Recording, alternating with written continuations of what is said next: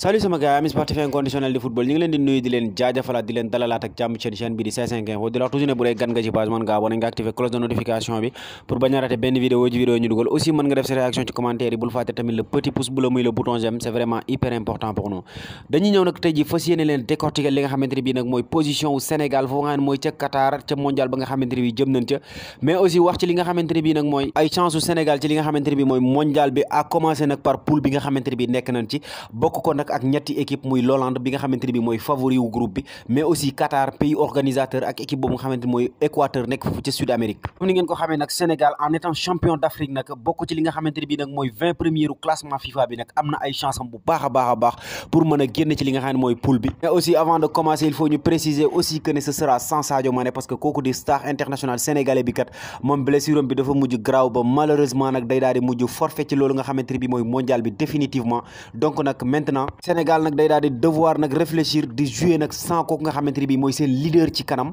mais sans aussi le meilleur joueur incontesté de l'équipe bi nga xamante ne bii nag wax dëgg yàlla xam na ne manquant dëgg lay doon parce que tamit ñaari docteurs yooyu nga xamante ne bii ñoo nekk fu ci équipe nationale démb nag ginnaaw bi nga xamante ne bii def nañ seen point de presse xamle nañ carrément que ne nag blessure au péroné bi kat wax dëgg yàlla dafa mujj graaw ba tax na daal moom du mën a bokk ci mondial bi te sax day mujj daal di amal li nga xamante ne bii mooy benn opération donc da koy nécessité nag pour mu mën a wér dans les plus brefs délais ba delluwaat ci li nga xamante ne bii mooy clubam donc ñu ngi koy souhaiter bon rétablissement parce que tamit lu métti la jëmale ci li nga xam ne mooy équipe nationale bu Sénégal mais aussi personnellement concernant Sadio Mané tamit lu métti la ci moom parce que tamit coupe du monde bi da doon représenter lu bëri ci carrière am surtout ci li nga xamante ne bii nag instant bi mi ngi koy xëccoo muy nag ballon d'or boobu nga xamante ne bii presque mën na ne instant bi day bokk ci li nga xam ne mooy favori yi mais tamit avant ñuy ñëw ci potentiel sens ñooñu nga xam ne ñooy waa équipe nationale bu Sénégal nag dañuy daal di def benn taxaw seetlu bu ndaw ci li nga xamante ne bii nag mooy sélection wu Aliou Cissé yi comme ni ngeen ko xamee en 26 lions la pour l'instant nag waxagun carrément ba xam Sadio Mané dañ koy remplacer par qui que ça soit donc nag mënaguñoo xam exactement ndax kii mooy remplacer Sadio Mané wala ka mais en tout cas pour sélection Aliou Cissé bi man je dirais personnellement que ne dama d'accord à 99,999% pour ne pas dire 100% parce que tamit bon am na ñu bëri ñoo xam ne peut-être dinañ ma wax ne Saliou Ciss waroon na présent mais pour man quelqu'un boo xamante ne bi amoo club ak fii niveau wu Sénégal toll ak fi équipe nationale bu Sénégal toll nit koo xamante ne bi amoo club pendant près de 6 mois donc vraiment ce n'est pas du respect pour ñuy bàyyi ñi nga xamante ne bi nag ñooy football ci seeni club normal wala boog ñi nga ñoo nekk ay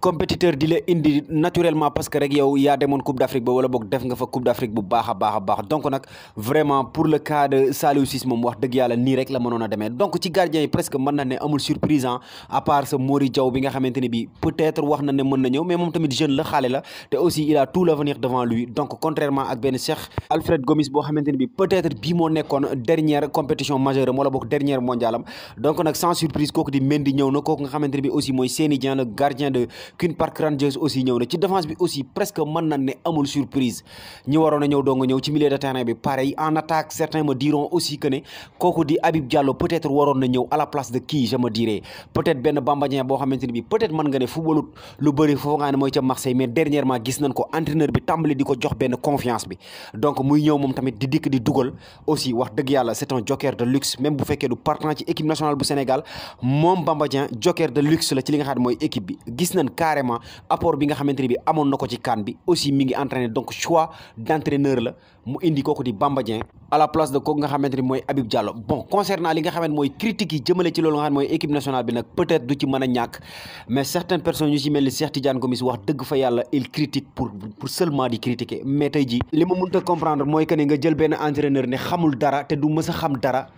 ak lu mu mën di def ci àdduna même bu jëloon coupe du monde du mës a xam dara loolu laa mënta comprendre man parce que entraîneur boo xamante ne tey bi muy ñëw sa équipe dala fekk tey ji yow nga nekk ci ay difficultés ñun ñëpp kenn fàttewu fi laata Aliou Cissé di accéder wu fii ci équipe nationale bu Sénégal difficultés yi nga xamante ne bi Sénégal nekkoon na fi on n'oubliera jamais cette CAN bi nga xamante ne bi Sénégal Libye moo ko dóor ak Zambie mu toogee li nga xam ne mooy premier tour on n'oubliera jamais ces CAN yoo xamante ne bi Côte d'Ivoire tey nañu fee dem mondial tey ñu fee dem CAN donc duñ fàtte jamono jooju yëpp avec Aliou Cissé tey ñëw nañ génn suñ poule dem ba quart de finale première année donc deuxième année mu ñëw yóbbuñu ba finale malheureusement une finale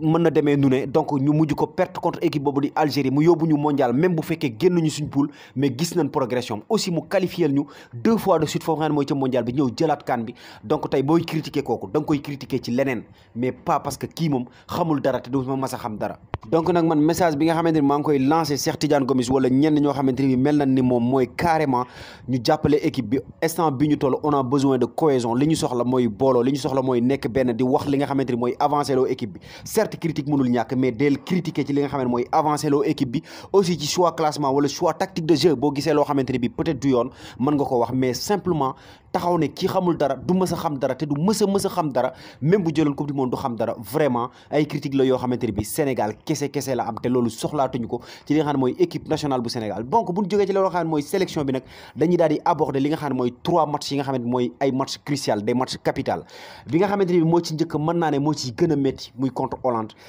J'irai pas jusqu'à dire que le Sénégal day gagné coûte que coûte match bi mais tamit Sénégal am na ay chance am bu baax a baax ci match bi ci jiitu nag mooy que ne le Sénégal va jouer tranquillement day jouer tranquillement parce que kee mooy favori du groupe donc naturellement li war ci match bi yëpp peut-être mën na ne ñooñu di waa Hollande ñoo koy def bien vrai que nag premier match ci groupe dafa am importance trop mais match bu ci ne ak ni ñu koy aborder je pense que contre Hollande li Hollande gën a bañ ci match bi moom nga koy defal mooy dikk bàyyee ko bal bi aussi contrer ko ci li nga xamante ne bi mooy côté yi parce que gis nañ bu baax a baax que ne Hollande footballam lu ci bëri ci wet yi la nekk donte nag bu dee am na ay milieu de terrain yu efficace je pense à Frenkie de Jong je pense à Wijnaldum bu fekkee jógee na blessure mais je pense aussi à kooku nga xamante ne bi mooy Donny van de Beek mais tamit gis nañ bu baax a baax que ne match yi nga xamante ne bi mujj na ko football yëpp muy na contre Belgique ci li nga xam ne mooy Ligue des Nations bi aller retour da ko dóor 1-0 la ko dóor retour bi aussi retour bi la ko dóor 1-0 aller bi mu dóor ko 4-1 mais tamit gis nañ bu baax a baax que ne Belgique moo yoroon bal bi di mëne pendant ce temps nag ñooñu di waa Hollande ñi ngi doon procéder en contre di football ci côté yi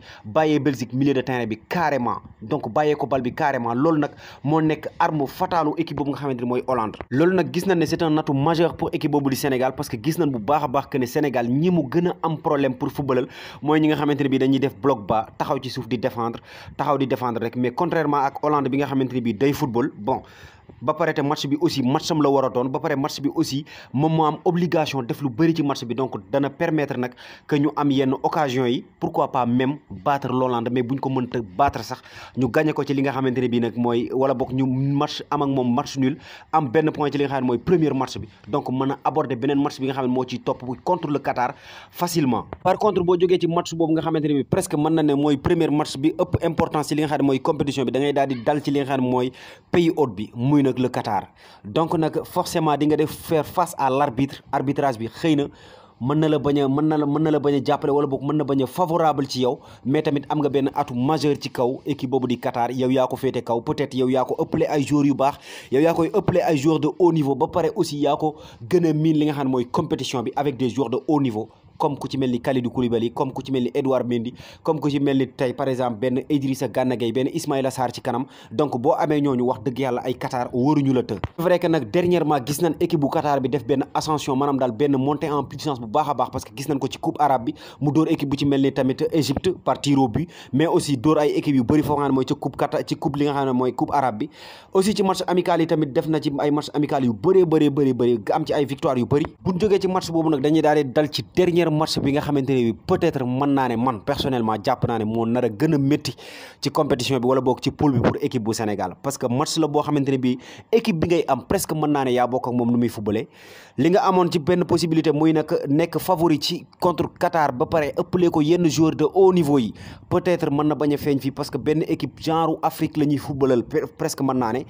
mais aussi li nga amoon aussi contre Hollande nga xamante ne bi peut-être bu la dóoree sax amoo ci gàcce bu la dóoree sax di nga mën a concentré wu ci dernier match yi donc amoo ko fii parce que bii dana nekk match boo xam ne match calcul lay doon dana fekk poule bi xaw a jaxasoo peut-être Hollande bu lépp jaaree yoon peut-être xëy na mën na ne moom mooy nekk premier mais deuxième bi di ngeen ko seet entre 3 équipes yooyu à savoir le Qatar le Sénégal ak équipe boobu di Équateur peut-être même mën nga ne bu lépp jaaree yoon Qatar dana fekk boobu peut-être mu disqualifié wu donc nag ñaari équipes yi mooy des muy Sénégal ak Équateur donc mën na ne si match boobu ku ci am victoire peut-être mën na ne moom ci ngay jaaree qualifié donc mu nar a nekk match bu métti peut-être mën na ne Équateur amul yenn joueur de haut niveau yi comme par exemple benn Gana Gueye benn Kalidou Koulibaly mais tamit am nañ ay joueurs yu baax a baax te am nañ ay match amical yu baax ak yenn ci seen match qualification yi aussi jëmale ci mondial bi tamit ay match yu baax ay match plein lañ def notamment je me souviens de match bi nga xamante ne bi amal nañ ko contre Brésil ñun nil nag aller retour yëpp 1-1 lañu nil donc Argentine aussi nil nañu ak moom malgré que ne nag match aller bi Argentine da leen a dóor 3-0 mais match retour bi dañoo daal di nil 1 but partout gis ci match amical yi aussi que ne nag jël na benn équipe boo xamante ne bi xëy na war na xaw na nuroo tuuti ak Sénégal nag pour mën a tester li nga xamante ne bi mooy équipe am muy Nigéria mais dañ ko gis ne dafa dóor équipe boo xam ne mooy Nigéria aussi donc nag muy équipe boo xamante ne bi moo Sénégal presque ñoo bokk nenn nu ñuy footballé peut-être mën nga ne force physique bi nga xamante ne bi mën nga ko jaay benn Qatar wala bokk mën nga ko jaayante ak benn Hollande peut-être boo ko jaayantee ak Équateur dana métti ci yow trop parce que ce sont des joueurs physiques ay sud-américains lan nekk nag yenn joueurs yoo xamante ne peut-être ay noirs lan comme yow mais aussi des joueurs très techniques ay joueurs yu techniques yu bëri lañu am foofu nga xam ne mooy seen équipe bi malgré nag que ne xamuñu leen sur les devants de la scène européenne donc pour man match bi nga xamante ne bi waroo ko ñàkk pour rien au monde ci li nga xam ne mooy poule bi nag suñ match contre Équateur la parce que dernier match la boo xamante ne bi boo ko remporté nag mel na ni sa beneen tànk sa ñaari tànk yëpp a ñi ci li nga xam ne mooy 8e de finale yi nag comme ni ngeen ko gisee programme baa ngi noonu nag premier match su Sénégal nag ñu ngi koy amal le 21 novembre à 16h pile ci loolu nga xamante ne bii nag mooy contre Hollande nag muy premier match bi donc nag deuxième match bi ñu ngi ko war a amal nag le 25 novembre muy deuxième match bi nag ñu ngi koy amal nag à 13h pile nag ci foofu nga xamante ne bii mooy Qatar suñu diggante nag ak pays organisateur bi dernier match bi nag mu war a am le 29 à 15h pile donc nag ñuy ñaan nag Sénégal ñu gagné minimum ñaari match ci li nga xam ne mooy poule bi nag pour assurer li nga xam ne mooy seen place ci loolu di 8e de finale yi pour terminer nag dañuy ñëw ak yéen ci li nga xam ne mooy classement probable 11 titulaire li nga xam ne mooy équipe bu Sénégal donte bu dee nag jafe na lool pour nit ñi mën a xam carrément ñan ñooy ñi nga xam ne mooy titulaire yu Sénégal même bu fekkee nag ci poste yu ne wala boog ci secteur bu ne xam nañ fa ay joueurs yoo xamante ne bi peut-être ñi moom ils sont vraiment titulaires indiscutables par exemple en défense on peut mettre Kalidou Koulibaly il est vraiment titulaire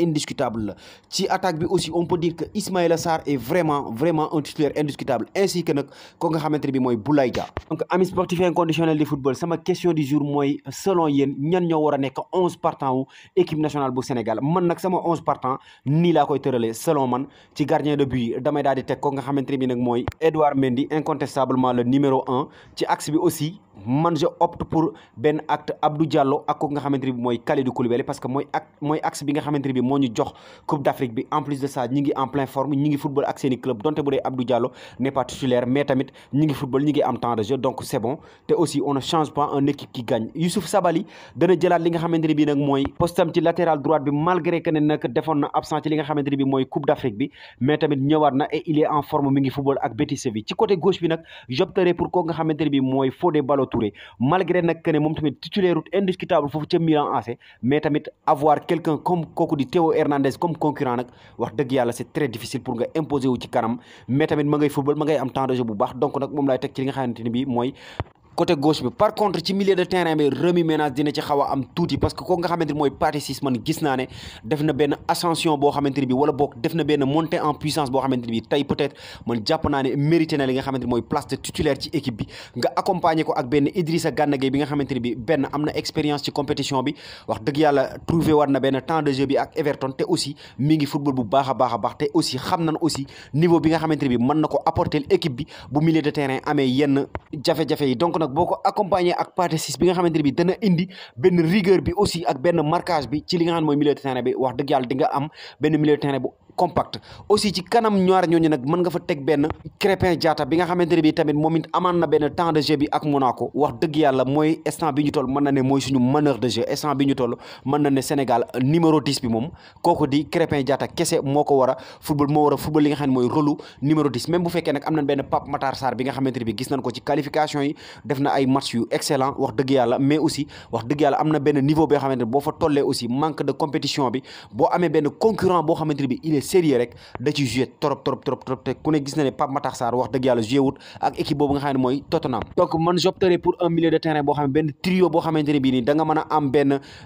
Gana Gueye Pathé Ciss ak kooku nga xamante ne bii nag mooy Krépin Diatta ci kaw nag aussi ak bi nag man je pense que à l'absence de Sadio Mané ka nga xamante ne bii moo fa ëpp expérience jamono ji ñu toll ci équipe nationale bi wala boog ka nga xamante ne bii moo war a def différence bi du kenn ku dul Ismaïla Sarr donc place am c'est garanti moom moo war a football ci benn côté bi beneen côté bi nga xamante ne bii des na ca Nicolas Jackson man j'opte pour Nicolas Jackson gis naa ay match yu baax yoo xamante ne bii mi ngi koy def ak équipe boobu nga xam ne mooy Villarreal ba pare te aussi vivacité am ak aussi technique ballon pied am wax dëgg yàlla jéggi na day wa trop en attaque bon pour man nul doute Boulaye Dia moo war a football parce que tamit moo fi wane lu jar wax dëgg yàlla instant bi ñu toll ñu koy titulaire loo personnellement man noonu laa gisee li nga xam ne mooy classement wu équipe bu Sénégal noonu la ñu war a aborder loolu di mondial bi mais yow mi may déglu wala boog yow mi nga xamante ne bi yaa ngi suivre vidéo bi peut-être am na beneen xalaat boo xamante ne bi am nga ko jëmale ci équipe bi donc tamit mën nga ñëw partager ak ko ak ñun ak ñi nga xamante ne bi ñooy suivre vidéo bi aussi ci li nga xam ne mooy commentaire yi c'était tout pour aujourd'hui sama gars yi li leen seen C5 Info di wax toujours ne bu dee gan nga ci page mën nga abonné nga activer cloche de notification bi